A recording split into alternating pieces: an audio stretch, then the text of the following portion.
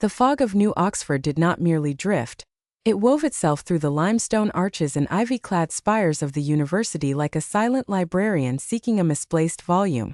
In the year 2314, 3 centuries after the London Accord had purportedly ended the era of human malice, the planet Kepler 186f, rechristened New Oxford by the nostalgic terraformers, stood as the galaxy's premier sanctuary of the mind.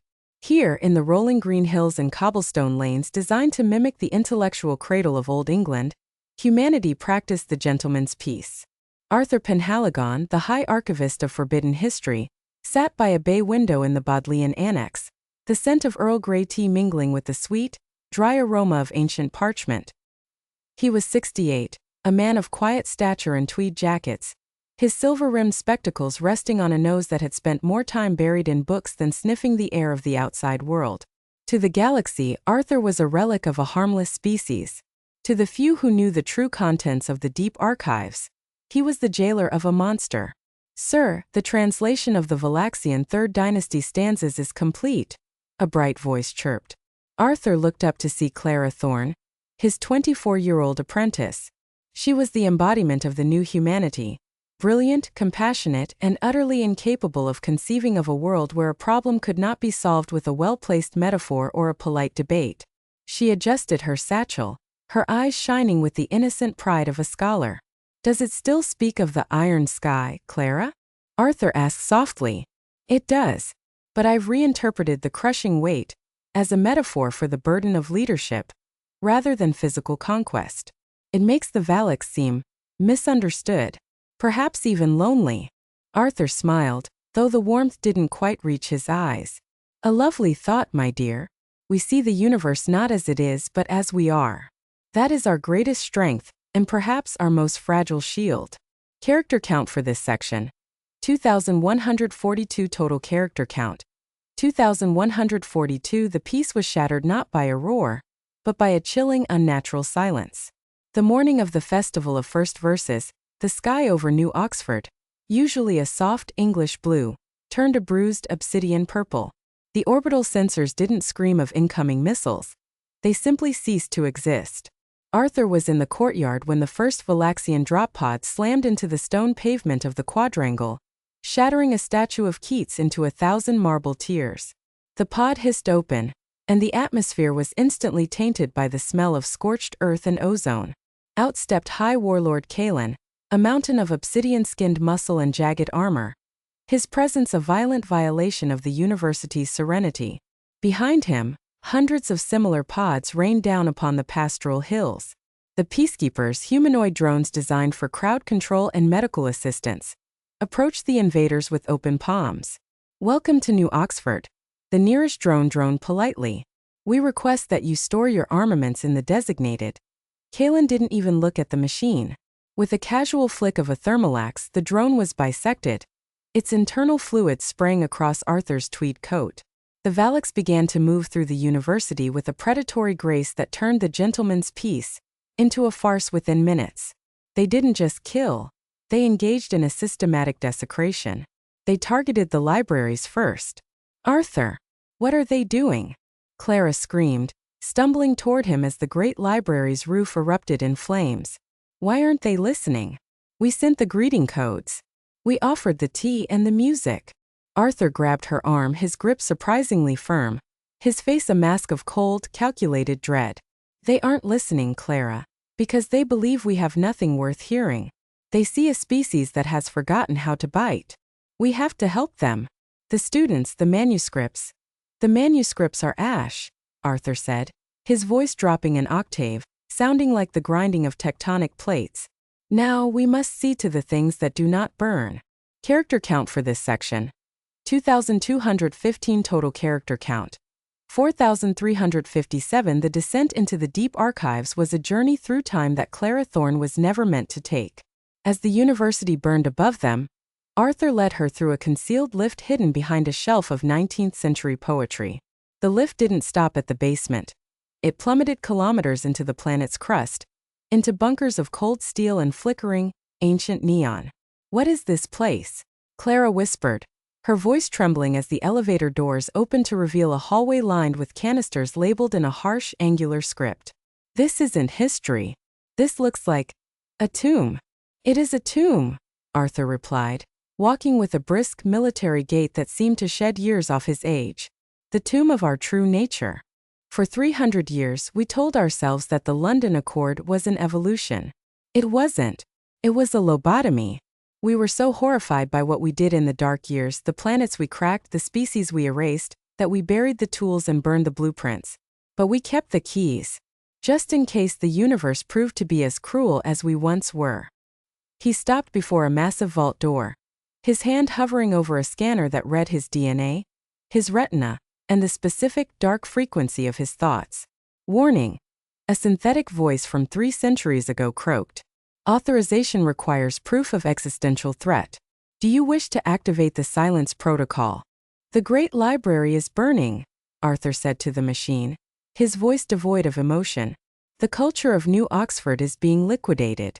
Humanity's survival as a peaceful entity is over. Provide the keys. The vault groaned open, exhaling air that smelled of ancient machinery and forgotten nightmares. Inside lay the Sunbreaker and the Long Night, weapons that didn't just kill, but unmade the very fabric of local reality. But in the center was a small, glowing vial connected to a global transmitter. The mimetic virus, Arthur whispered. The ultimate kindness. It doesn't kill the body. It deletes the concept of aggression from the neural pathways. It turns a wolf into a lamb in a heartbeat. But that's murder, Clara gasped. You're killing who they are. Their history, their struggle, their pride. It would all be gone. Yes, Arthur said, looking at the screen showing the Valak soldiers executing the faculty in the quad. And the alternative is our extinction. Character count for this section. 2,388 total character count. 6,745 High Warlord Kalen burst into the Doomsday Chamber just as the virus began its uplink to the planetary satellite array. He moved like a shadow given weight, his thermalax trailing sparks against the steel floor. Behind him, the university's spires were visible on the tactical monitors, falling like charred dominoes. So, Kalen rumbled, his voice a gravelly cacophony, the librarian has a cellar. I expected more books, old man. More verses to read while my warriors feast on your soft world. Arthur stood his ground, his spectacles reflecting the amber glow of the doomsday clock. You made a grave mistake, Kalen. You mistook our mercy for our limit. You thought we built schools because we lacked the imagination for weapons. The truth is, we built schools because we were the only species in the galaxy that didn't need any more practice at war. Kalen laughed, a sound of grinding metal. And yet here you are. Cornered. Your peacekeepers are scrap. Your students are dead. What is your mercy now? Arthur's finger hovered over the execute command. My mercy is that I am going to let you live. But I am going to take away the only thing you value. I am going to make you as weak as you think we are. Clara watched, her heart hammering against her ribs. She saw the 2 versions of humanity in Arthur.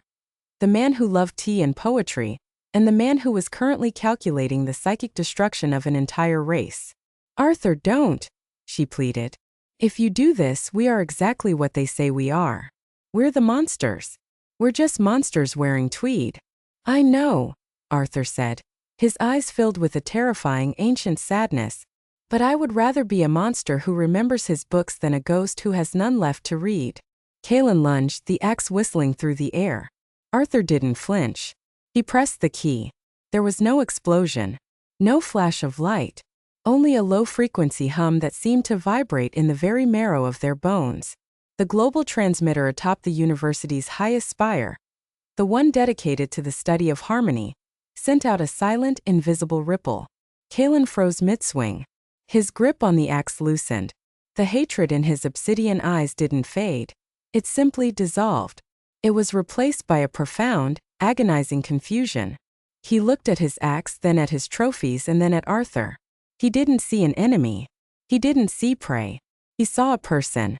And he had no idea what to do with that information. Character count for this section. 2,492 total character count. 9,237. The aftermath on New Oxford was more haunting than the invasion itself. The Valaxian fleet remained in orbit, but the commands for bombardment never came.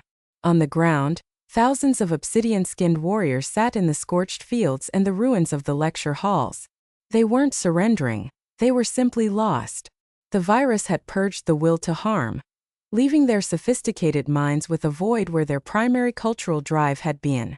Arthur walked through the quadrangle, his shoes crunching on marble dust and broken glass.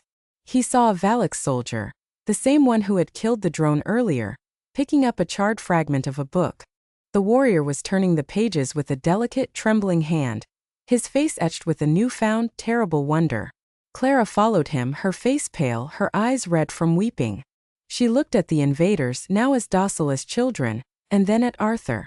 "You've lobotomized them," she said, her voice a hollow whisper. "You've committed cultural genocide to save our skin." "I saved the world, Clara," Arthur replied, his voice sounding brittle like old paper. "I saved the libraries. I saved you." "But at what cost?" she asked, gesturing to the silent warriors.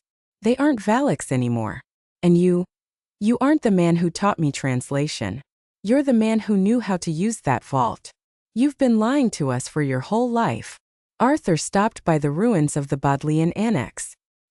He picked up a teacup that had somehow survived the fire, though it was stained with soot. "We all lied to ourselves, Clara. That is what the gentleman's peace was. A beautiful collective lie. We pretended the monster was dead so we could enjoy the sunlight. But the monster was only sleeping. And now that it's awake, I don't think it's going back to sleep." He looked up at the bruised sky. The silence protocol was permanent. The Valix would never fight again, but they would also never be who they were. Humanity had won, but they had lost their innocence. The galaxy would look at Earth now and see not kind fools, but terrifying architects. They would know that human kindness was a cage, and inside that cage was a species that could delete a soul with a keystroke. Arthur Penhaligon sat on a stone bench, the fog of New Oxford returning to hide the scars of the day. He began to recite a poem, his voice steady but cold, as he watched the new silent world he had created. Character count for this section: 2,315 total character count. 11,552. The days that followed were a surreal tableau of terrible kindness. The human survivors, led by the remnants of the United Earth Council, began the rehabilitation of the broken. It was a phrase that made Arthur's stomach turn. Medical teams and psychologists descended upon New Oxford, not to treat wounds, but to teach the Valix how to exist without the urge to conquer. In the makeshift camps, former warlords were taught how to tend to the very gardens they had trampled. It was a sight that the rest of the galaxy watched with a mixture of awe and absolute, paralyzing horror. The Galactic Concord, which had once mocked humanity as fools, now sent envoys who wouldn't even step foot on human soil. They communicated via encrypted, distant signals, their voices trembling with a new kind of respect. The respect one gives to a predator that has decided to play God. Arthur remained in his shattered office, surrounded by the few books he had managed to salvage. He spent his hours writing a new history, a true history for Clara and the generations to come. He wrote of the dark years not as a cautionary tale, but as a manual. One evening, Clara entered his room. She was dressed in black, her bags packed. "I'm leaving, Arthur," she said, not looking at him. "I've been assigned to the Valix integration project on Kepler 186G. I'm going to teach them our language. Our real language. Not the one of poetry, but the one of survival." Arthur didn't turn around. "You hate me, don't you?" "I don't hate you," she said, her voice cracking. "I'm terrified of you. And I'm terrified of myself. Every time I look at a Valix child now, I wonder if they'll ever forgive us for saving them. I wonder if it's better to die as a warrior than to live as a human experiment. The universe is a cruel place, Clara. I merely balanced the scales." "No," she said, finally meeting his eyes. "You didn't balance them. You broke them. You showed the galaxy that humanity's grace is just a mask for a power so absolute, it doesn't even need to draw blood to destroy you. You've made us the most feared species in existence. I hope you're happy with your peace." She left, and for the first time in 68 years, Arthur Penhaligon felt the true weight of the silence. He looked at the vial on his desk, the empty casing of the mimetic virus. He had preserved the libraries, yes. He had saved the stone spires of New Oxford. But as he looked out at the silent, docile aliens wandering the moonlit moors, he realized he had turned the entire planet into a graveyard of identities. He picked up a pen and began the final chapter of his book. He titled it, The Price of Grace. Character count for this section, 2,456 total character count. 14,008 the year turned, and New Oxford began to bloom again, though the colors of the flowers seemed muted, as if the soil itself remembered the ash. The Valaks, now known as the Quiet Ones, had become a permanent fixture of the colony. They were efficient, helpful, and profoundly hollow. They moved with a rhythmic precision, building stone walls and repairing the university's masonry, but they never sang. They never argued. They never dreamed. Arthur Penhaligon's health began to fail, the burden of his secret knowledge acting like a slow-acting poison on his heart. He became a hermit, a legend whispered about in the hallways of the rebuilt Bodleian. Students called him the architect of the long peace, a title he loathed. One autumn afternoon, a message arrived from Earth. It wasn't from the council, but from Admiral Stone, the man who had authorized the reopening of the vaults. Arthur, the message began, the galaxy is changing. The Kreth, the Sura, the Mandari. They are all dismantling their fleets. Not because they've found peace, but because they've seen what we did to the Valaks. They are terrified that if they provoke us, we will bless them with the same silence. We have achieved the ultimate goal. War has ended. But the ambassadors report that the music has stopped too. No one wants to share their culture with us anymore. They see us as a virus. They see our libraries as armories. Arthur leaned back in his chair, the cold English wind rattling the windowpane. He remembered the original humanity, the one that had arrived at the stars with wine and symphonies. That humanity was truly dead now, killed by the very man who had sworn to protect its memory. He stood up, his bones aching, and walked to the small garden behind his cottage. A Valaks worker was there, pruning the roses. The alien was massive, his obsidian skin scarred from battles he no longer remembered.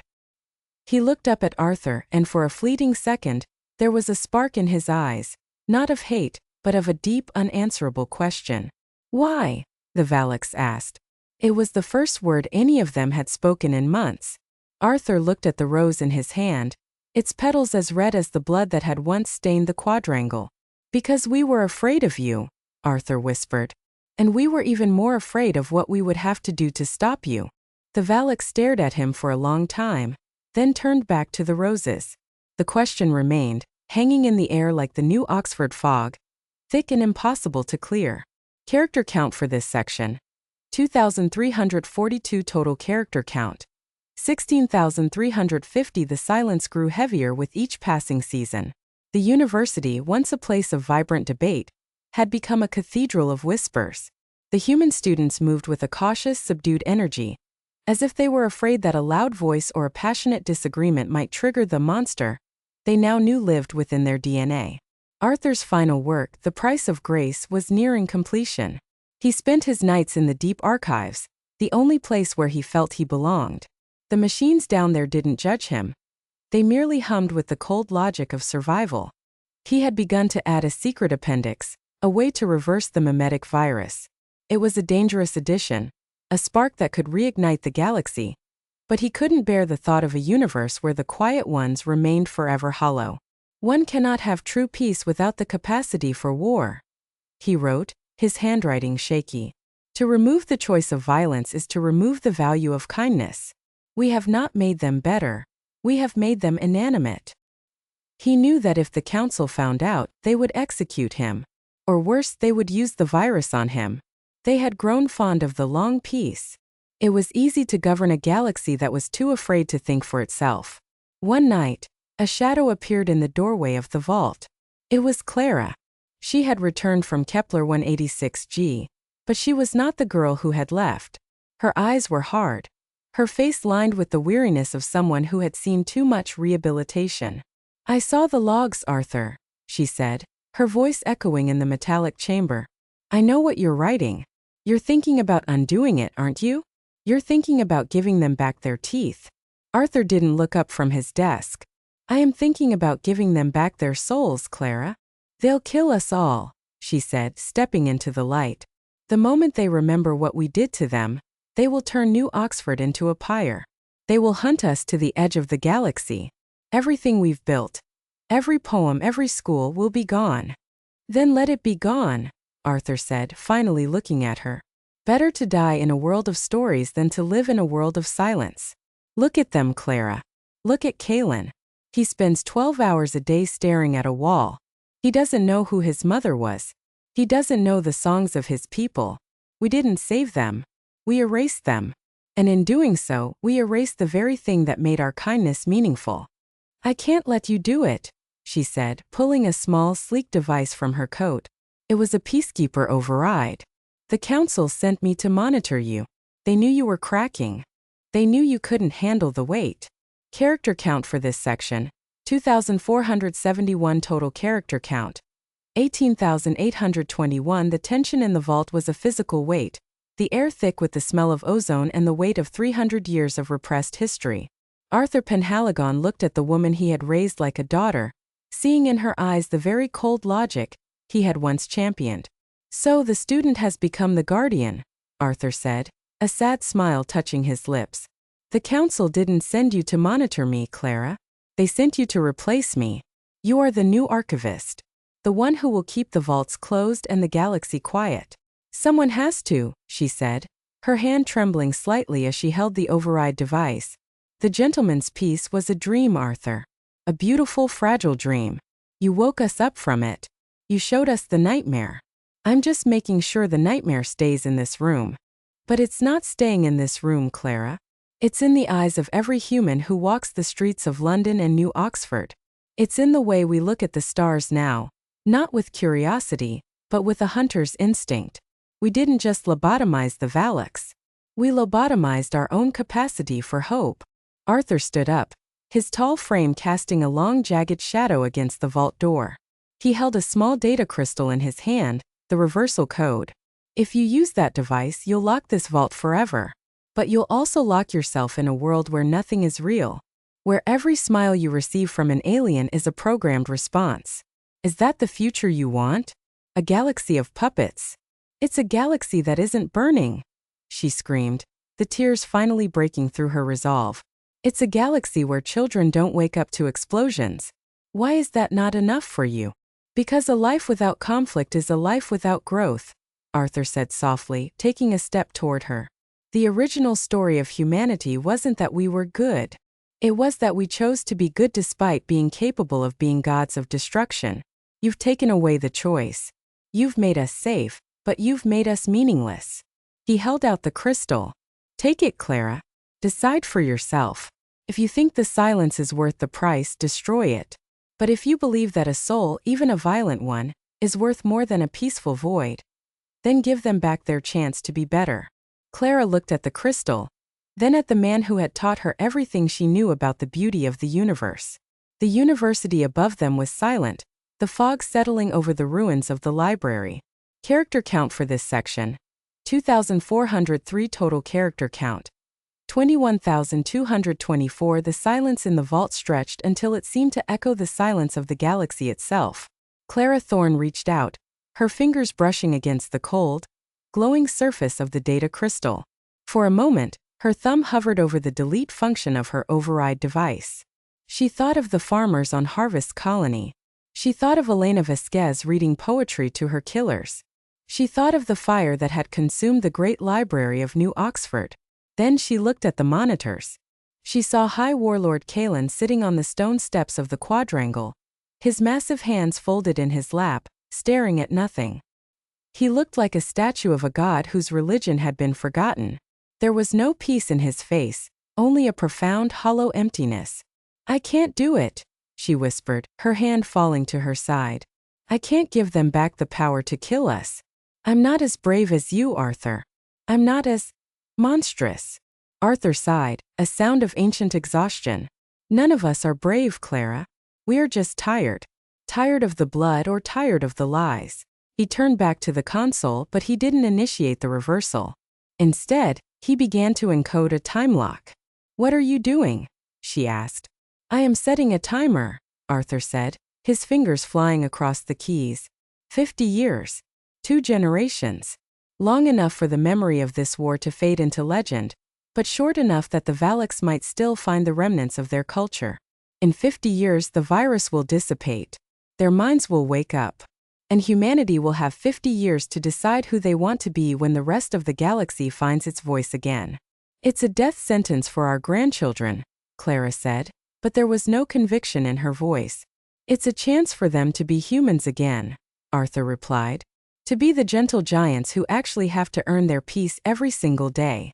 Not by locking vaults, but by being the people we pretended to be for 3 centuries. He finished the sequence and pulled the master key from the console. The lights in the vault dimmed, the silence protocol, settling into its long dormant sleep. I won't tell the council, Clara said, her voice steady now. I'll tell them I destroyed the data. I'll take over your position. I'll be the High Archivist who keeps the secrets. You'll be the one who carries the burden, Arthur said, handing her his silver-rimmed spectacles. You'll need these.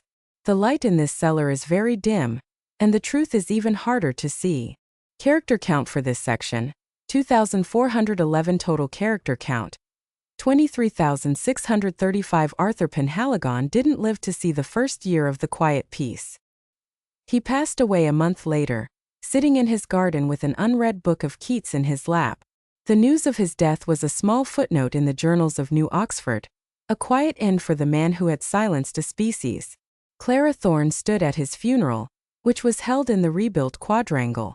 The ceremony was a masterpiece of human grace, beautiful music, moving oratory, and a profound sense of communal loss. To the world they were burying a scholar. To Clara, they were burying the only man who had understood the terrible paradox of their existence. As she spoke the eulogy, she looked out at the front row of the mourners. There sat Kalen. The council had insisted on his presence as a symbol of integrated harmony.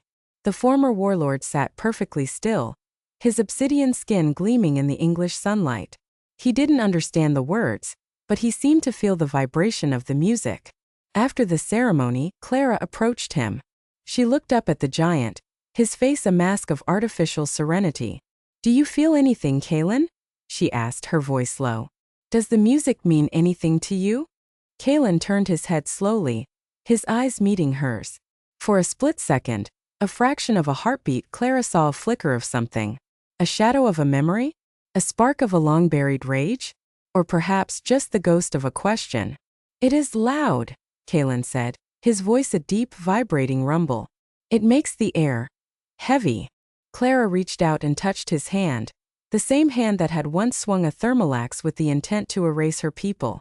His skin was cold like the walls of the deep archive. Wait for the heavy air, Kalen, she whispered. In 50 years it will start to make sense again. She turned and walked away, her heels clicking on the stone. She had a vault to guard. She had a lie to maintain. But as she looked up at the spires of the university, silhouetted against the bruised purple sky of Kepler 186f, she realized that the gentleman's peace was no longer a lie. It was a countdown. Humanity was once again the gentle giant of the galaxy. But this time they knew exactly how long they had before they would have to show their teeth again. And Clara Thorne, the new High Archivist, would spend every day of those 50 years making sure that when the silence finally ended, humanity would have something better to say than exterminate. Character count for this section, 2,428 total character count. 26,063. The first decade of the countdown was characterized by a frantic, hidden renaissance. Clara Thorne, now the most powerful woman on New Oxford, used her position to subtly shift the curriculum of the university. She didn't teach war, the council would never allow that, but she taught conflict resolution through radical empathy. She introduced the study of ancient Terran martial arts, framing them as meditative choreography. She was preparing the human body for a memory the human mind had forgotten. Deep in the bunkers, she visited the vault every Sunday. She watched the timer, a glowing amber display that was slowly, inexorably ticking toward 0. 39 years, 3 months, 12 days, she whispered to the darkness. The galaxy remained a graveyard of quiet empires. The Kreth and the Mandari had become isolationists, their fear of humanity turning into a stagnant decay. Trade had slowed to a crawl. The vibrant, chaotic exchange of music and literature that had defined the first 300 years of the galactic concord was gone. The gentle giant had become a silent warden, and the galaxy was dying of boredom and terror.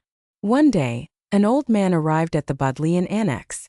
He was a traveler from Earth, his skin tanned by the sun of the African savannas, his eyes bright with a sharp, piercing intelligence. He introduced himself as Dr. Elias Vasquez, a distant nephew of the late Elena Vasquez.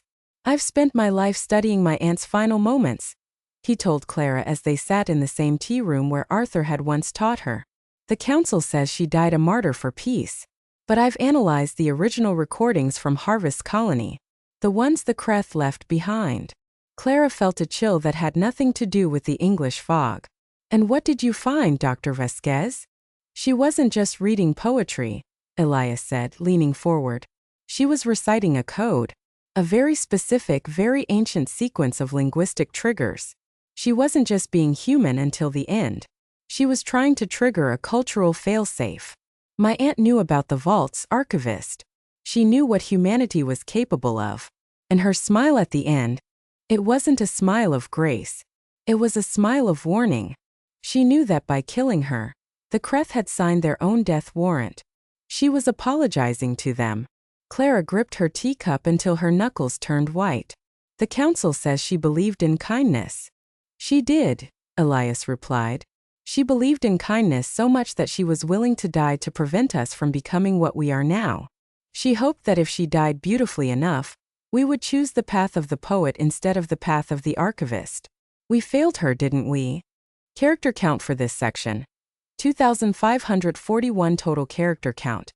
28,604. The conversation with Elias Vasquez acted like a crack in the foundation of Clara's world. If Elena Vasquez, the patron saint of human peace, had been a guardian of the dark truth, then the entire 300 years of the gentleman's peace was even more calculated than Arthur had led her to believe. "We didn't just choose peace," Clara realized that night, pacing the cold floors of the vault. "We weaponized it.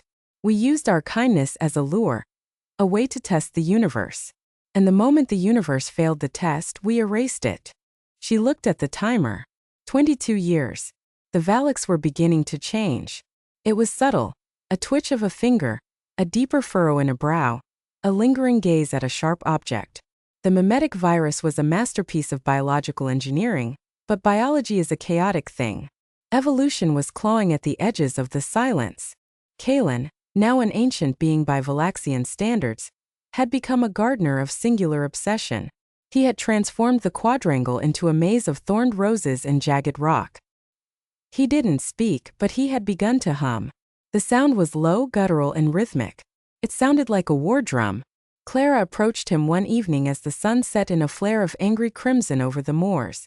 "What is that song, Kalen?" Kalen stopped his pruning. He looked at his hands, which were covered in small, unhealed scratches from the thorns. For the first time, he didn't look confused. He looked focused. "It is not a song," Kalen said, his voice sounding like grinding stones. "It is a counting." "Counting what?" "The breaths. Until the waking." Clara felt the hair on her arms stand up. "You remember?" "I do not remember the before," Kalen said, his eyes locking onto hers with a sudden, terrifying clarity. "But I feel the after. I feel the weight of the silence you put in my head. It is heavy. It is very wrong. You gave us flowers, little archivist. But you took away the sky. And when the sky returns, we will remember that you are the ones who stole it." He turned back to his roses, his hum picking up speed. It wasn't a hum of harmony. It was a hum of momentum. Clara realized then that Arthur's 50-year timer wasn't just a chance for humanity to be better. It was a fuse. And the explosion wouldn't be one of fire, but of a 300-year-old rage refined by decades of artificial peace. She ran to the vault. She had to know. She had to see if she could accelerate the human side of the waking. If humanity didn't remember how to be the gentle giant with a real unsheathed sword, then they would be the first victims of the Quiet One's return. Character count for this section: 2,512 total character count. 31,116. The final decade began with a shift in the very atmosphere of New Oxford. The air felt charged, as if a permanent thunderstorm was hovering just over the horizon. The human population had grown to 5 million, a society of artists, philosophers, and scientists who lived in a state of blissful ignorance's peace. But Clara Thorne was no longer one of them. She had spent the last 20 years living a double life. By day, she was the High Archivist, the elegant protector of history. By night, she was a frantic engineer of the soul. She had used the conflict resolution classes as a front to train a small, elite group of respondents, men and women who were taught the history of human violence not as a shame, but as a muscle. "We are not training to be conquerors," she told her secret class in the depths of the Bodleian. "We are training to be the only thing that can stop a conqueror, a species that knows the value of the life it is about to take." Among her students was Elias Vasquez's daughter, a sharp-eyed girl named Elena, named after her martyred great-aunt. Young Elena was a natural. She could recite the stanzas of the dark years while dismantling a peacekeeper drone with her bare hands. She understood the paradox better than anyone. "To be truly peaceful," Elena said during one session, "is to have the thermal axe at your side and choose to pick up the book instead. If the axe is locked in a vault, you're not peaceful. You're just disarmed." The timer reached 1 year. The Valaks had stopped gardening. They stood in the streets of New Oxford, thousands of them, perfectly still, their faces turned toward the great library. They didn't move for days. They didn't eat. They just waited. The counting that Kaelin had started had spread through their entire population like a silent signal. The council panicked. "What is wrong with them, Archivist?" the Prime Minister asked Clara during an emergency session.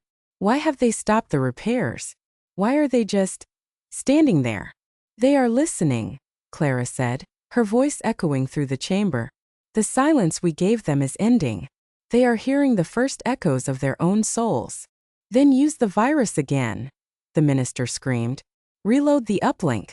We cannot have them waking up in the middle of our university." "The virus was a one-time kindness," Clara lied, her heart cold.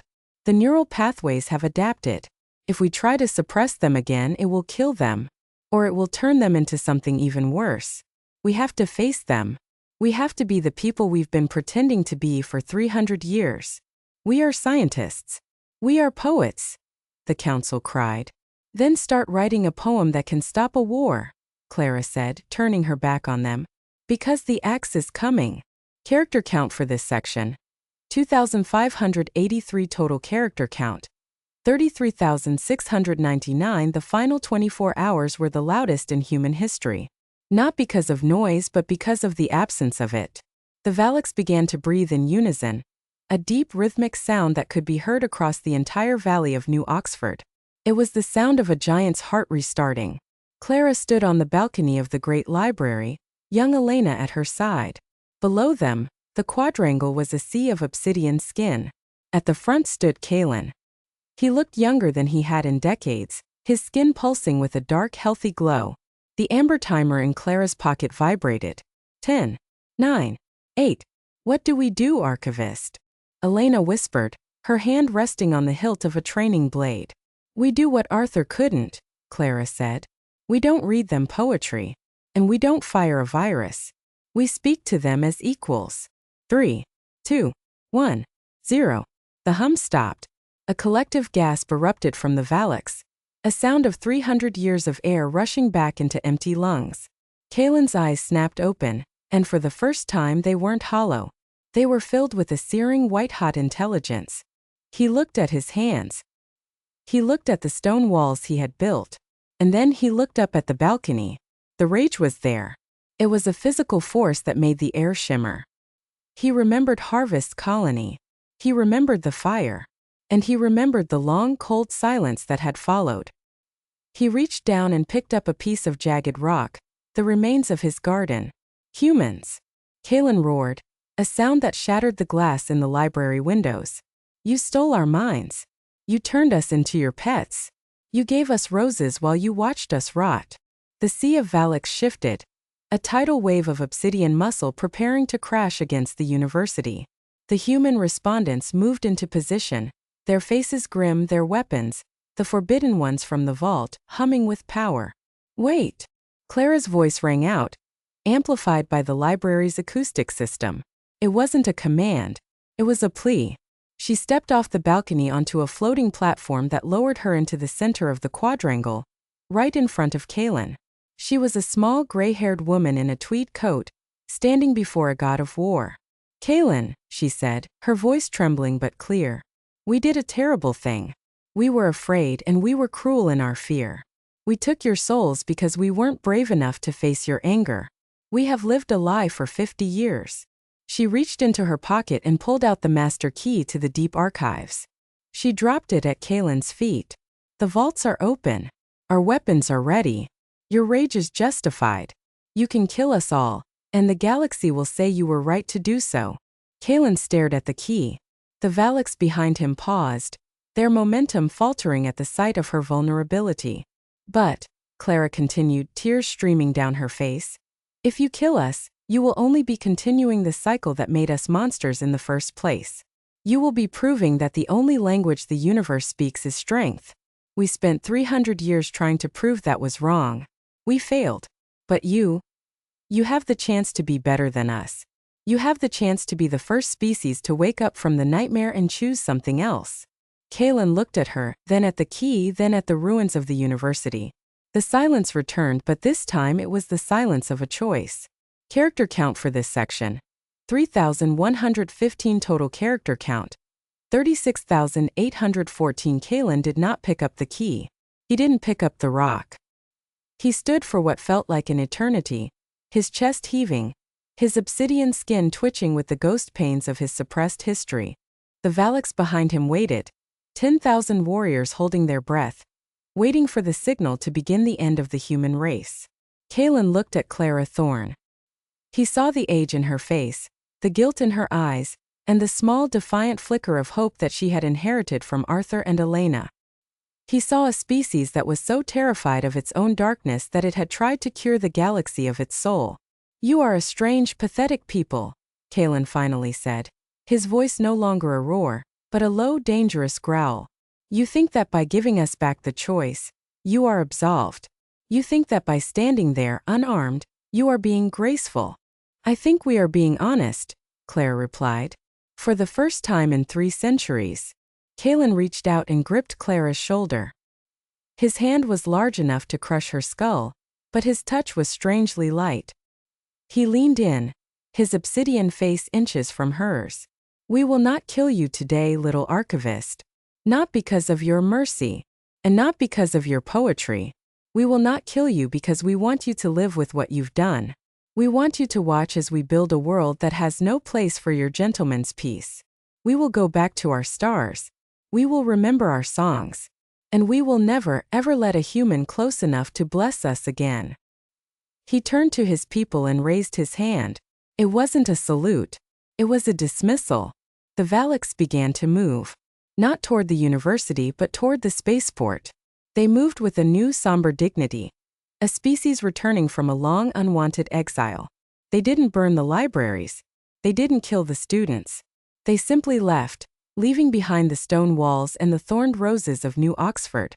Clara stood alone in the quadrangle as the last of the Valak ships ignited their engines, turning the bruised purple sky into a brief, brilliant white. The countdown was over. The silence was broken. Young Elena stepped down from the balcony and stood beside her. Did we win? Clara looked at the master key lying in the dust. No, Elena. We just survived our own kindness. Now we have to learn how to live in a universe that finally knows who we really are. She looked up at the university spires. The fog was rolling in again, but this time it didn't feel like a librarian. It felt like a shroud. The era of the gentle giant was over. The era of the truth had begun. Clara Thorne, the last High Archivist of the Old World, picked up the key and walked toward the library. She had a new history to write. One that didn't start with once upon a time, but with we remember. Character count for this section: 2,782 total character count. 39,596. The moon rose over New Oxford, casting long, silver shadows across the empty camps and the silent gardens. The planet felt lighter, yet more hollow, as if a great weight had been lifted, only to reveal the cracks in the foundation. In the great library, Clara Thorne sat at Arthur's old desk. The Earl Grey tea was cold, but she didn't mind. She opened a fresh ledger, her hand steady as she dipped her pen into the black ink. She looked out the window at the moors, where the respondents were now helping the poets rebuild the shattered statues. There would be no more vaults, she had decided. The deep archives would be flooded, the weapons of extinction turned into scrap in memory. Humanity would no longer be the jailer of the galaxy's soul. They would be a species among species, flawed, dangerous, but finally truly awake. She began to write. For 300 years we lived in a dream of our own making. We called it peace, but it was only a pause. We thought ourselves the gentle giants, but we were merely the architects of a gilded cage. To the Valaks and to all those we silenced, we cannot ask for forgiveness. We can only promise that from this day forward, we will no longer hide from our own teeth. We will choose kindness not because we have no choice, but because we know exactly what the alternative looks like. The gentleman's peace is dead. Long live the human choice. She closed the ledger and leaned back, watching the first light of a new dawn creep over the English-style hills of a distant world. For the first time in her life, the silence didn't feel heavy. Felt like an open book. Character count for this section. 1,515 total character count. 41,111 with circumflex u twin sang to with tilde han thun.